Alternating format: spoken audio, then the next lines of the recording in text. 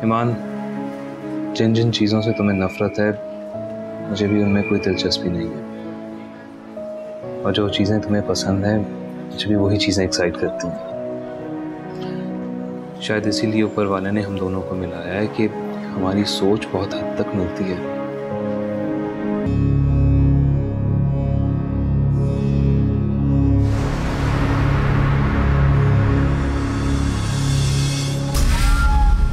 तो तुम अभी तक ना सिर्फ सही सलामत जिंदा हो बल्कि जिंदगी को एंजॉय भी कर रही हो।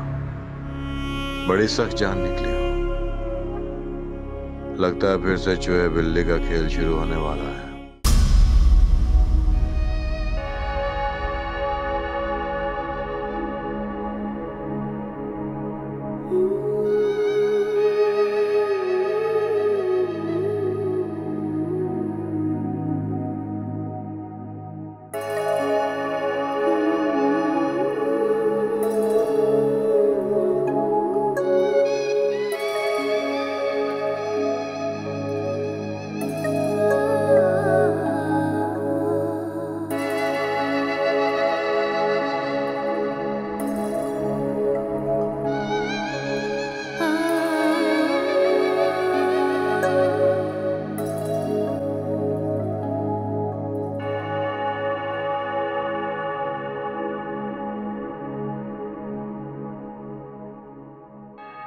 अरे अपना फोन तो चेक कर लो। आप कब आए? काफी देर से। तुम्हारी इतनी लंबी दुआ, इतना लंबा सजदा। बस ऐसी ही होती मेरी दुआएं और सजदे। और क्या तुम्हारी दुआओं की इस लिस्ट में मैं भी शामिल हूँ? कैसी बातें कर रहे हैं आप? जाहिर सी बात है।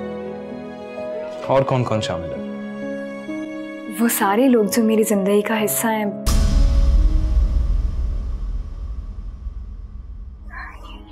या थे। तो क्या सबको दुआ देती हो या बद्दुआ भी? बद्दुआ क्यों दूंगी? अगर हम चाहते हैं कि हमारा रब हमारी सारी गलतियां माफ कर दे तो सबसे पहले हमें दूसरों की गलतियां माफ करना सीखना चाहिए। मुश्किल काम नहीं है ये।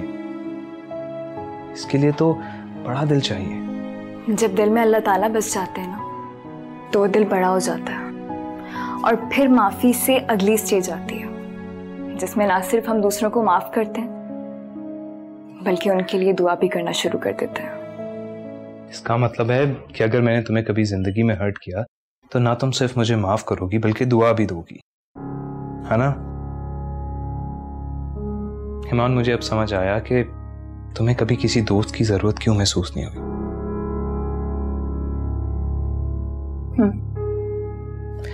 तुम्हारी तो तन्हाई इतनी मसरूफ है कि तुम्हें किसी की जरूरत नहीं। कभी कभी तो मुझे लगता है कि तुम्हारे पास मेरे लिए भी वक्त नहीं है। हाँ, वैसी बात बिल्कुल भी नहीं है। इस वक्त इस दुनिया में अपने रब के बाद मेरे लिए सबसे ज्यादा अहम आप भी हैं और मेरे सबसे ज्यादा करीब भी आप हैं। हाँ, जब अपने रब से बातें चल रही होती हैं तो दुनिया की होश नहीं रहती, लेकिन मुझे तो हर वक्त तुम्हारी जरूरत महसूस होती है। मुझे भी अपने जैसा बना दो। क्या ये मुमकिन है ईमान? क्यों नहीं? हर इंसान अपने रब से अपना ताल्लुक इसी तरह मजबूत कर सकता है। बस उस रब की बनाई हुई मखलूक को अगर आपकी वजह से कोई तकलीफ नहीं पहुंच रही और आप उनके लिए आसानियां पैदा कर रहे हो तो समझें कि आपके रब से आपका ताल्लुक बिल्कुल पक्का।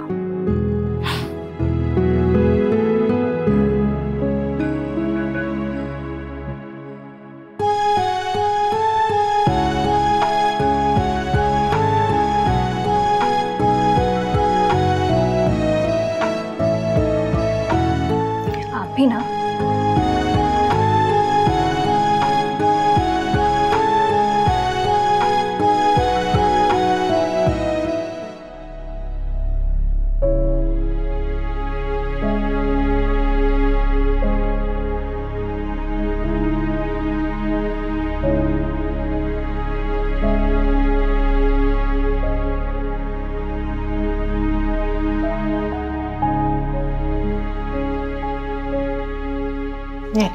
दवाई खा ले।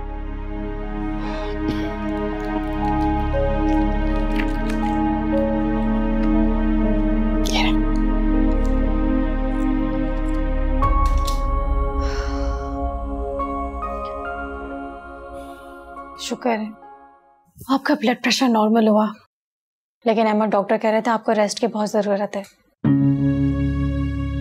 सच पूछो तो फौजिया,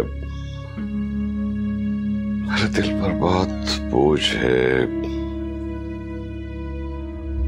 मैंने सोचा है कि मैं अपनी प्रॉपर्टी में से आधा हिस्सा किसी फाउंडेशन को दे दूं। अहमद, ये आप कैसी बातें कर रहे हैं? अभी आपकी तबीयत ठीक नहीं, वरना मैं आपसे लड़ाई करती। कितने खुदगर्ज इंसान हैं आप। क्यों? इसमें खुदगर्जी वाली क्या बात? क्यों बात नहीं है? मैं आपकी बीवी हूं, आपके बच्चे हैं, एक बेटा है एक बेटी है। इतने वारिस होने के बावजूद आप अपनी प्रॉपर्टी बाहर बांटेंगे?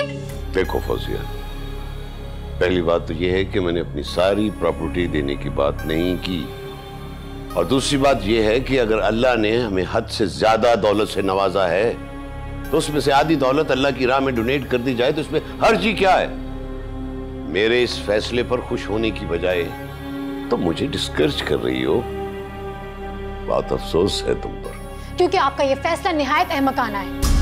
ठीक है, अल्लाह की राह में देना चाहिए और आप देते भी हैं, बस इतना काफी है।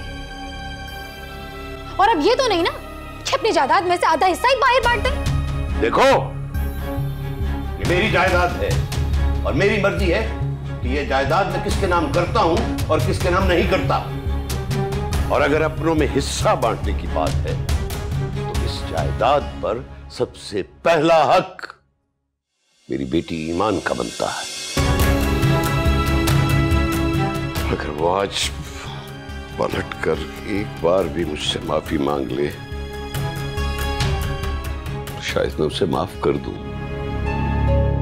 मगर न जाने क्यों वो उससे रूठ सी गई है हमेशा के लिए। मैंने बहुत ज्यादती की उसे घर से निकालकर। वो जो भी थी, जैसी भी थी, मेरी सगी औलाद थी। और इस बात का एहसास वक्त गुजरने के साथ साथ मुझे ज्यादा होने लगा है।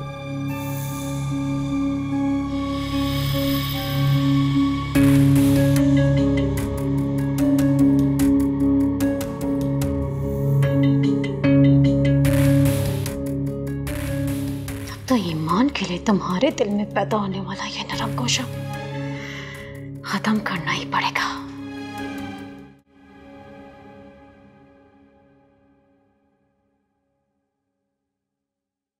हारिब जी मामा। ये तुम आजकल कुछ ज्यादा ही घर से बाहर नहीं रहने लगी। तुम्हारे बाबा कितना नाराज हो रहे थे, कौन समझाएगा उन्हें? मामा आप और कौन? अच्छा चलो ठीक है, एक काम करो, आज तुम्हारे बाबा ने तुम्हें ऑफिस बुलाया, now you have to go. आज और अभी। हारिब, मेरा ख्याल है तुम्हें अपने बाबा की बात मान लेनी चाहिए। अच्छा चलो ठीक है मामा, नो वरीज, मैं चला जाऊंगा। शाबाश, जाओ जाकर फ्रेश हो जाओ। थैंक यू मामा। हारिब, रोशी भाभी कैसी हैं आप? मैं ठीक हूँ। कहाँ से आ रहे हैं जनाब? आप तो जानती हैं ईमान की तरफ था मैं। जानती हूँ। ये बताओ कैसी है ईमान? ख्याल रखते हो ना उसका? जी भाभी, ईमान बिल्कुल ठीक है, मैं उसका बहुत ख्याल रखता हूँ, आप बिल्कुल फिक्र ना करें। और आप कभी चक्कर लगाएं ना, वो अक्सर आपका जिक्र करती है। हाँ, दिल तो मेरा भी बहुत करता है, लेकिन तुम्हें तो पता है आजकल मेरी तबीयत कुछ ठीक नहीं रहती। किसी दिन कोशिश करूंगी। बस भाभी दुआ करें कि मामा पापा की अटेंशन नंबर से हट जाए। मैं बहुत अपसेट हूँ, वो तो सर पे ही सवार हो गई है जैसे। देखो हारिब, इस सिचुएशन में ऐसा तो होना ही था। अब तुमने इतना बड़ा स्टेप लिया है तो हिम्मत भी करो इस सिचुएशन को कैसे हैंडल करनी है। अब ईमान तुम्हारी बीवी है। आई नो भाभी। चलो कोई बात नहीं, wish you good luck my brother. अब जाओ, इससे पहले कोई हमारी बातें सुन ले। जी भाभी, and thank you for your concern.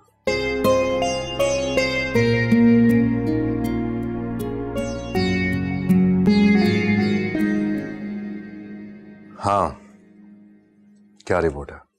Sir वो गाड़ी हारिब समदानी नामी लड़के की है, डिफेंस में रहता है और बाप जमान ग्रुप ऑफ कंपनीज का सीईओ है। और वो लड़की, उसका क्या ताल्लुक है उस लड़के के साथ? अभी तो ये मालूम नहीं हो सका, लेकिन खैर आप फिक्र न करें, बहुत जल्द मालूम हो जाएगा। ठीक है, पता करवाओ कि मामला क्या है। ठीक है।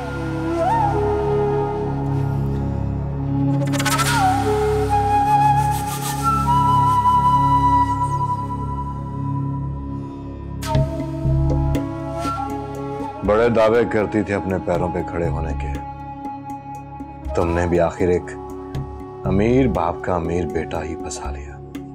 वाह, देखता हूं तुम उस अमीर लड़के के साथ कब तक हंसी खुशी रहती हो।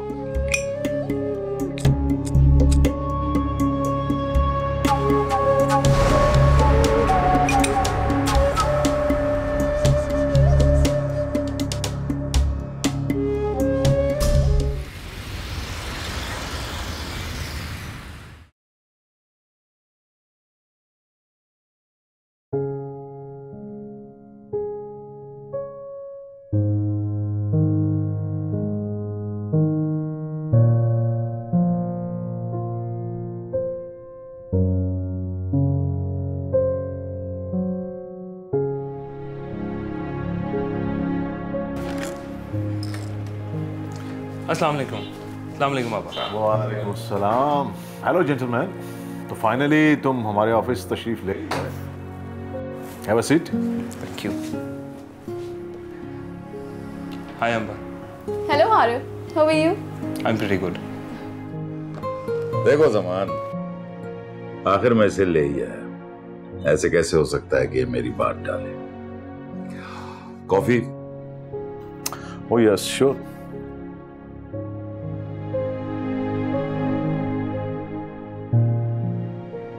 कॉफी भिजवा दें सबके लिए। जी, तो जैसा कि आज हम सब यहाँ जमा हैं, तो मैं ये चाहूंगा कि हम अपनी नई हाउसिंग सोसाइटी की प्रेजेंटेशन भी देख लें, जिसे जुनैद की टीम ने बड़ी मेहनत से तैयार किया है। इसके बाद हम तय करेंगे कि हारिब और अंबर को कब से ज्वाइन करना है और इन्हें क्या ड्यूटीज असाइन करनी है। Perfectly fine uncle. Well, I'm really looking forward to the presentation. I hope you guys will like it. हम सब ने इस प्रोजेक्ट पे बहुत मेहनत की है। बिल्कुल, हमने दिन रात एक करके इस पे काम किया और अब तो हमारे 2 टैलेंटेड बच्चे इस प्रोजेक्ट का हिस्सा बनने जा रहे हैं। आई एम श्योर के काम आगे और भी स्मूथ होगा। बिल्कुल, आई एम 100% श्योर। ओके, तो फिर चलें प्रेजेंटेशन देखने। चल।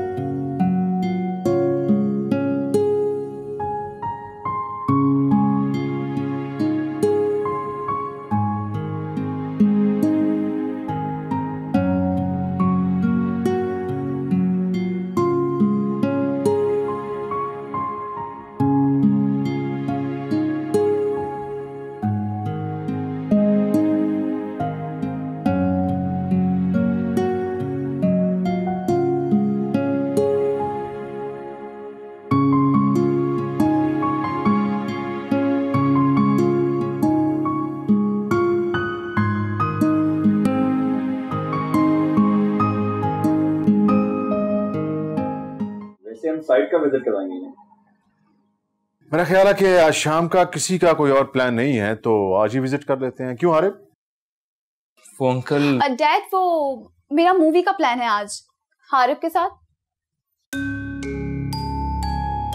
चलो ठीक है, तुम लोग मूवी देखो, हम विजिट किसी और दिन कर देंगे। वैसे आज ही विजिट कर लेते तो अच्छा नहीं था? आइडियली तो ये बहुत बेहतर था, and I am so happy Harib कि तुम इस प्रोजेक्ट को लेकर बहुत ज्यादा एक्साइटेड हो। क्यों अंबर? नो डैड, आज बिल्कुल मूड नहीं है। साइट विजिट किसी और दिन सही, आज मेरा मूवी का मूड है ना Harib? Okay, as you wish.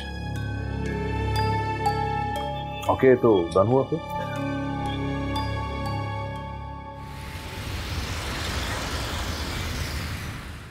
अच्छी थी ना मूवी?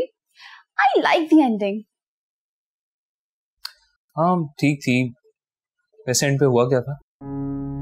इंटरेस्ट लेके देखते तो पता चलता ना। Forget it.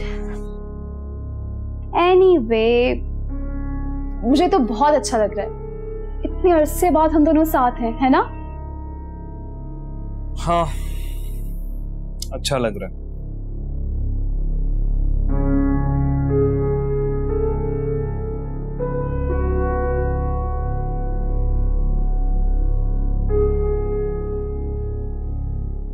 एक्सक्यूज मी, मैं वॉशरूम से होकर आया।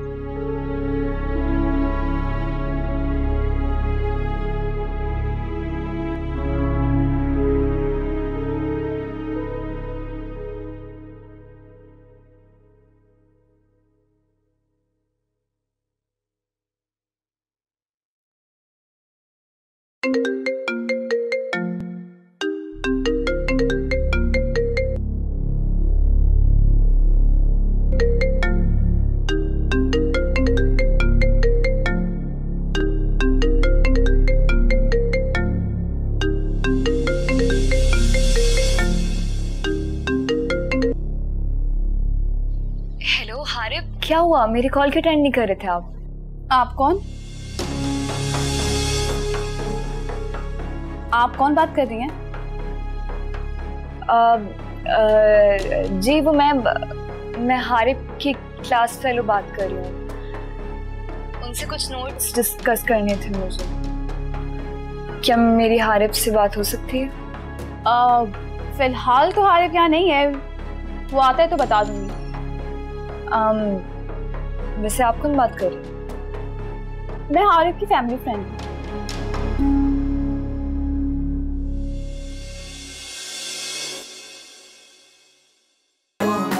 मेरे मौला है कैसी रुसवा